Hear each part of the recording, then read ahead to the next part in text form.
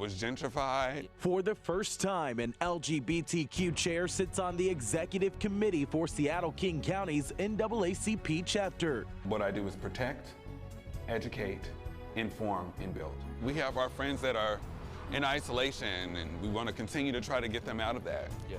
DeAunte Damper was raised in Seattle, and after a few years away, came back to serve the area he grew up in. We need to just start figuring out ways to start informing the community of who we are, because for years, they've never even cared. And now we're more than just your TV shows. We're more than just what you see on TV. We have cute punchlines, but there's integrity in there. And I just really hope that the community's ready for it. I'm glad that you're doing something positive. And you gotta keep, you gotta stay positive. There was a point in time where I didn't feel that I was enough. And now, doing this community work, showing up for the community, I feel so whole right now. Well, back in June, DeAunte Damper helped the NAACP participate in Seattle's Pride Weekend for the first time. And this weekend, DeAunte helped organize the second annual Black Pride. Q13's Jamie Tompkins sat down with him to learn more about his work right here in our community. So joining me now is DeAunte Damper. Thank you so much for being here. No Appreciate having you Happy here. to be here. So tell me more about this new role that you have. You are the first LGBTQ chair of the Seattle-King County NAACP. It's amazing. It started in April. President Sadiqa Sakin, who's also the first women Muslim president of the NAACP, pretty much just seen the work that I was doing within the community and even as an NAACP member, and brought me in. And making me the first, she let me know that this would be a challenging thing because primarily we never really looked at LGBTQ issues being civil rights within our community. Wow. So why do you think this is just so significant at this point in time? Because it's time. We see all this hatred that's going on in the community. And us as people of color, we need to continue to we can't say Black Lives Matter in this space and then not include our integrity as LGBTQ youth, children, adults, especially with our lesbian women of color who go unsung. Our trans women of color continue to don't find safe spaces in our community, and we need to actually have not just a voice, but a path, and the NAACP is happy to be a part of that. How do you see this role expanding in the future? Oh, wow. I just can't wait for there to be in every community that we have within America. There needs to be more LGBTQ chairs because there's a lot that's going on, especially when it comes to just our safety, our voices. I grew up in Seattle. I've lived in Philadelphia, DC, and I've watched primarily 70% of our LGBTQ youth of color are homeless. We need to be having open conversations and open dialogue for what's going on, not just the sexuality, but the integrity of the youth. What was it that drew you to the NAACP and the work that they do? And why did you want to align yourself with that? Okay, well, have you met my President, Sadiqa Sakin? I have not, She is personally. something, let me just say that. And primarily, she was making great moves within the community. And throughout that space, that's what made me become a member. I started actually working within the AXO competition committee along with Ms. Darcy Henderson, which actually worked with the youth, and they see me do that, and then it turned into the LGBTQ chair seat.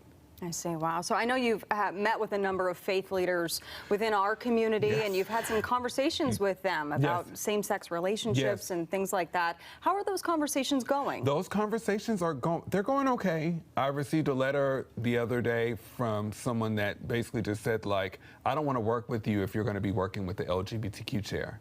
And what I told that person was like, well, set up a meeting. Because at the end of the day, we need to start having conversations. You can't just judge me off of you may have religious beliefs, and I can respect those, but at the same space, I'm also a part of your community. I know that you're open about having HIV and helping others connect with people who have HIV in our community and the resources that are there. Why is that so important to you? And I mean, it's a very vulnerable thing to be able to do. It is, but you know, HIV saved my life. You know, we don't have those conversations, and you don't have very many Black men of color that's open. We don't have an open dialogue about HIV. CDC reports that 1 out of 2 Black men that have sex with men will be diagnosed with HIV in 2020, as opposed to we can also have community nonprofits speak out about that, but we need to actually be in the community. And I did a presentation in church and talked about it. And the next week, I found out that almost half of my people of the church actually ended up going to get tested. Wow. That's what impact in community looks like. It's not trauma for me, it's turned into triumph. And it can also be the same language for people that aren't getting tested or have not actually dealt with the fact that they do have controlled disease. Sometimes when you put a face to something, that's what makes it human, and that's Yes. what helps people connect. Right. What do you hope it inspires in our community moving forward and in your role as well? Well, just to continue to get over our traumas, you know, and to talk through. I think that we see a lot of things going on with gentrification within our spaces, and we sometimes let certain leaders come in and do the leadership gentrification. So at the end of the day, I think it's just important for every organization, from the urban leagues to the Africa Towns to the NAACP to the POCANs to the DADs, for us to continue to work, to continue to work together and create an impact for the community that we continue to be pushed out of. Yeah, I know you're Seattle born and raised. Yes, honey, 206. And you're very proud of it too. That's Yeah. wonderful. So how do you see this community growing? This area is known just for being open and accepting. It Yes. truly is. So where do you see this area 10 years from now? Where do I see it 10 years from now? I see it in a plethora of different spaces. Primarily, I just want to make sure that it's safe for our youth. Growing up here, I had my identity as a black man in the Rainier Beach area, but I was teased about my sexuality. And then I would go to Capitol Hill, as they would tell me to go, and then I go there, and then I have my sexuality, but not my identity as a black man, nothing from my culture. And growing up now, it's about our integrity as people. Not just any people, but I primarily speak of the people of color, because through the intersectionality of it all, through the gentrification, through the judgment, through all the trials and tribulations, we have to make sure that we are sticking together in this space. What kind of programs, you talked about the youth, what kind of programs are you working on between the NAACP and kids in our school systems? Well, actually, that's a great question.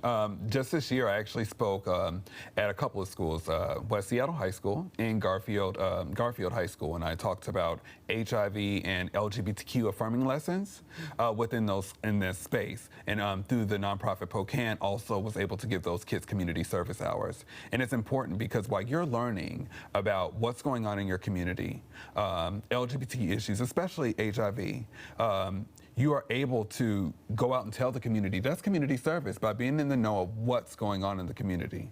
And not many textbooks are talking about that. No, people can though. That's right. That's what I'm here for. Awesome. Well, Yes. DeAunte Damper, thank you so much for joining us. We appreciate your time. No, I thank you so much. I appreciate you.